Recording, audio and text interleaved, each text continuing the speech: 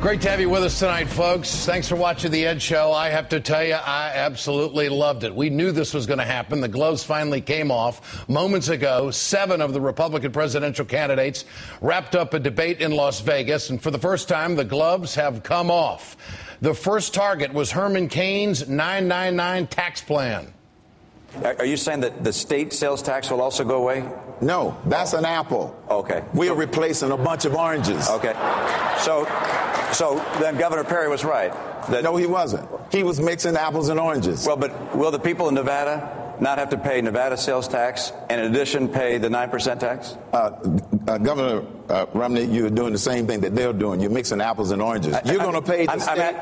No. You're going to pay the state sales tax no matter what. Right. Whether you throw out the existing code and you put in our plan, you're still going to pay that. That's apples and oranges. Fine. Yes. And I'm going to be getting a bushel basket that has apples and oranges in it because I'm going to pay both taxes. No. And the people in Nevada don't want to pay both taxes. No. And for the first 20 minutes, every candidate took a whack at Herman Cain, but the pizza man stood his ground. Rick Santorum came out swinging at Mitt Romney on health care. I loved it. You just don't have credibility, Mitt, when it comes to repealing Obamacare. Your plan was the basis for Obamacare. Your consultants helped Obama craft Obamacare, and to say that you were going to repeal it, you have no track record on that we can trust you that you're going to do that. Romney tried to go back at Santorum, and it got ugly. This is something that was crafted for Massachusetts. It would be wrong to adopt this as a nation. That's not what you're shaking. You're shaking your head. That happens. That happens in to your be, book that it should be for everybody. Guys, took it out of your book. You took it out of your book. Turn. Let's His turn. be honest. Okay, and mine. Let me. You're allowed, Governor.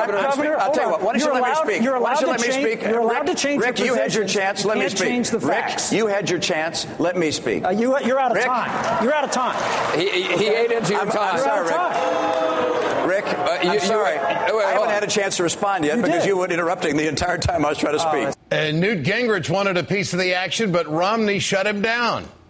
Actually, Newt, we got the idea of an individual mandate from you. That's not true. You got it from the Heritage Foundation. We got it from you and the Heritage. You got it from the Heritage Foundation and from you. Wait a second. What you just said is not true. You did not get that from me. You got it from the Heritage Foundation. And you've never supported. I agree with them, but I'm just saying what you said to this audience just now plain wasn't true. Let me ask, have you supported in the past an individual mandate? I absolutely did with the Heritage Foundation against Hillary Care. You did support an individual mandate? Sure. Oh, okay. That's what I'm saying. We got the idea from you and the Heritage Foundation. I think Rick Perry had his best debate so far in this debate season. He nailed Romney for hiring illegal immigrants. Those people that hire illegals ought to be penalized. Admit you lose all of your standing from my perspective because you hired illegals in your home and you knew about it for a year. And the idea that you stand here before us and talk about that you're strong on immigration is on its face the height of hypocrisy. And I think that comment got Romney off his game. For the first time in these debates, I think Romney, in a sense, lost his composure. I don't know if I'd go so far as to call it a Jim Harbaugh moment, but here's how it unfolded. Romney was so wound up, he grabbed Perry and tried to set him straight. I'm looking forward to finding your facts on that because that just doesn't. I'll tell you what the facts are. Rick, again. You had the word. I'm speaking. I'm speaking. The newspaper. I'm speaking. It's time for you to tell the truth. You get 30 seconds. Time for you this to is the way the rules work here is that I get 60 seconds. Well, no, but the American people and then you get 30 seconds to respond, right? And they want Anderson, to hear you say that you knew would you had illegals Would you please wait? Working. Are you just going to keep talking? Yes, you're going to let me finish with what I have to say. Mitt Romney, I wonder if he's on the CNN payroll to be the moderator tonight. Herman Cain dodged a question on his electrified fence controversy. Would you build an entire fence along the entire border, and would you have it be electrified? Allow me to give the serious answer. Yes, I believe we should secure the border for real, and it would be a combination of a fence, technology, as well as possibly boots on the ground for some of the more dangerous areas. I don't apologize at all for wanting to protect the American citizens.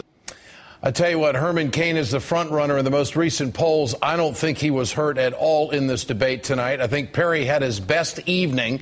It's about time. Romney shaken at times, and probably the MVP tonight for moving forward his cause Former Pennsylvania Senator Rick Santorum. I thought he was a player tonight. Get your cell phones out. Now, wait a minute now. I wouldn't vote for any of them. I'm just giving analysis here, okay? I want to know what you think. Tonight's question, did the Republicans offer real solutions for America? Text A for yes, text B for no to 622-639. You can always go to our blog at ed.msnbc.com and place a comment. We'd love to have you do that. We'll bring you the results later on in the show. Let's bring in MSNBC contributor Jim Moore tonight. He's also the author of the upcoming book, Adios Mofo, Why Rick Perry Will Make America Miss George W. Bush. And John Ralston joins us tonight, host of Face to Face and columnist for the Las Vegas Sun. John, talk about face-to-face. This was your stuff tonight. I mean, this is the first time we've really seen the Republicans take off the gloves and go face-to-face. What do you think the highlight was tonight? Well, certainly it was what you just talked about, Ed, that they took the gloves off, to use the Vegas cliche. It was like a boxing match. I mean, I thought Perry might hit Romney or vice versa during that exchange you just talked about. Clearly, Perry came prepared to actually be awake during the entire debate and get engaged. He unloaded the illegal immigrants hired by Romney line to try to put Romney on the defensive. And guess what? It worked. You said it. Romney, who was always cool and collected, almost lost it there. Remember, the first few minutes of this debate was everyone else attacking Kane's 999 plan. Romney was sitting back having the time of his life with everybody else attacking Kane. And then suddenly it turned on him with the immigration question. And then a little bit, he and Gingrich getting into it on the Affordable Care Act, which they all call Obamacare. So I thought that Romney really was hit in this debate in a way that he hadn't been. He brought it back in because he's the best debater still, but he almost lost it. Jim Moore, did Mitt Romney defeat Rick Perry tonight? Did Rick Perry rejuvenate his campaign with his performance? What do you think? Well, I think he looked very bad, Ed. He sounded pretty much like a rich guy having trouble trying to find good legal help. That's not a way to appeal to the masses. And I think also what happened tonight is that Perry did sort of reestablish himself. And the takeaway from this tonight becomes it's Mitt Romney and Rick Perry in a long slog all the way to who wins the nomination. You look for, in a debate like this, a breakthrough moment for somebody like Congresswoman Bachmann or former Senator Santorum or Gingrich or any of the others to help their campaigns catch fire. And that didn't really happen here tonight. People did spend a lot of time deconstructing Mr. Kane's 999 tax plan, and he's going to be dealing with that extensively in the coming days. It's going to affect his support and his candidacy, and so you'll see those numbers begin to shift. Yeah. I think we end up with a Perry and Romney kind of thing coming out of Vegas. Romney attacked Perry over the Mormon cult controversy. Let's take a look at it. Instead of saying, as you did, well, that introduction knocked the ball out of the park, I just said, Reverend Jeffress, you got that wrong. We should select people not based upon their faith, even though, and I don't suggest you distance yourself from your faith any more than I would, but the concept that we select people based on the church or the synagogue they go to, I think is a very dangerous and enormous departure from the principles of our Constitution. I said I did not agree with Pastor Jeffers' remarks. I don't agree with them. I can't apologize any more than that. Jim, what do you think? Will the Mormon issue hurt Perry or Romney? Well, it hurts Romney because the truth is, as we've said all along, that that's a problem for Southern Christian evangelical voters. And Rick Perry has been pushing this issue. He's been using third-party surrogates to promote it among the white Southern Christians, and it's helping him. It's keeping Mitt Romney in the mid-20s. His numbers are not going down. If I were Mitt Romney, I would have turned to Rick Perry and said, Mr. Perry, do you believe I'm a Christian? Do you think my faith is a part of Christianity? And he would have had Rick Perry cornered, and this whole thing would have blown up on Rick Perry. But Mr. Romney has tried to avoid this discussion because I think his campaign probably knows quite seriously that it is an issue that they have to deal with. John Ralston, what about Herman Cain? Did he hold his own tonight? I mean, the first 20 minutes was attacking his tax plan, as you mentioned, but I also thought he was very strong on his position on illegal immigration and jobs. What are your thoughts?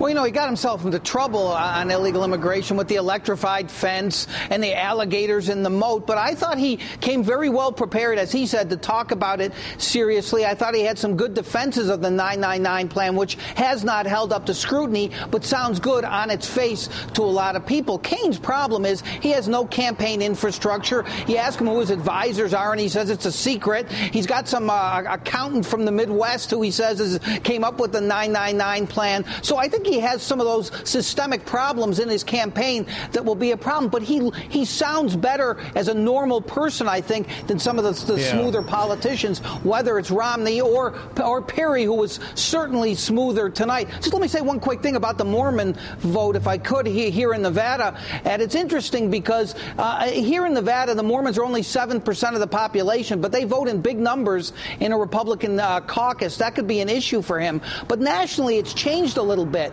Back in 2008, 36% of the people polled said they would not vote for a Mormon. That's down to 20%. But that's still significant. That still could be a real problem, as Jim mentioned, I think, for Romney in the primaries. Especially in the South. And, John, I want to ask you, foreclosure rate very high in the state of Nevada. Did you think that any of the candidates tonight offered solutions in dealing with the foreclosure issue in your state? I think it's interesting, Ed. I mean, it is really bad here. Highest foreclosure rate in the country. 60% plus of the people are underwater in their homes. How do you think they felt listening to these Republican candidates talk about market-based solutions? We have to let the market work here, when essentially it was a rigged market that caused this. Yes, some people got in over their heads, but mostly the market was rigged. And then you had Romney essentially saying to an editorial board here that the foreclosure process should be allowed to go through. How do you think people here, all their homes underwater, they've lost their job, hear that kind of rhetoric? And believe me, this isn't just Democrats. It's not a partisan issue here. There are a lot of Republicans who are going to vote whose houses are underwater, and they don't want to hear about market-based solutions. They want to know how they're going to keep the banks in line, how they're going to help them hold on to their houses. And I thought the emotional response to that was made, and the connection made very well by Michelle Bachmann, talking to single moms in the state of Nevada. Jim, what do you think about how the independents are going to respond to this debate tonight? Will they be turned off by the brawling? I can't remember a Republican debate in recent history where it got so aggressive. What do you think? 2/3 of the Republican voters still identify themselves as undecided. I'm not sure how tonight's sort of Jerry Springer show helped them reach any further conclusion about making a choice. I think we're going to continue along this line, and we're going to continue to hear the arguing, and I'm not this and I'm not that. And these things will come into focus over time. It's interesting this time, Ed, that we're dealing with a very early process. There's so many debates so early in 2011, and people are just now starting to pay attention. I don't think this solidified any decision for any of the Republican voters yet. Final question quickly for both of you. Did anyone make inroads with the Latino vote? John, what about that? Yeah, I don't think so. I mean, you saw Romney talk a little bit about how we all here support legal immigration, which was a smart thing to do, I think, especially, listen, the Latino vote is going to determine a lot of things, including in this state. Obama won the Latino vote 70-20 in 2008. He's not going to have such an easy time this cycle. So I think Romney talked intelligently about it, but still, the Republicans have huge problems in the Hispanic community in general, and they have to find more than they said tonight to make inroads, I think. I think the loser tonight is the man you're looking at right there on the left of the screen, and that's Mitt Romney. I thought he lost his composure tonight.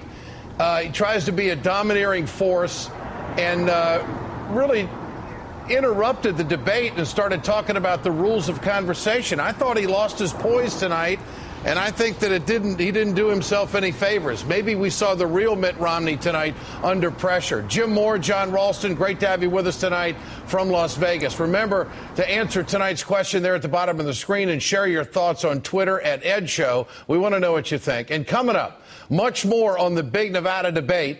Herman Cain doubled down on his blame yourself comments regarding the 99% movement. Host MSNBC host Martin Bashir, the Agenda's Project Erica Payne, and former Congressman Alan Grayson will be joining us for more analysis coming up. And later, while President Obama is on his bus tour to promote his jobs plan, Senator Mitch McConnell, the Republican leader in the Senate, he's on Fox News, once again making stuff up about the president's jobs record. Stay tuned. I got commentary. We're right back.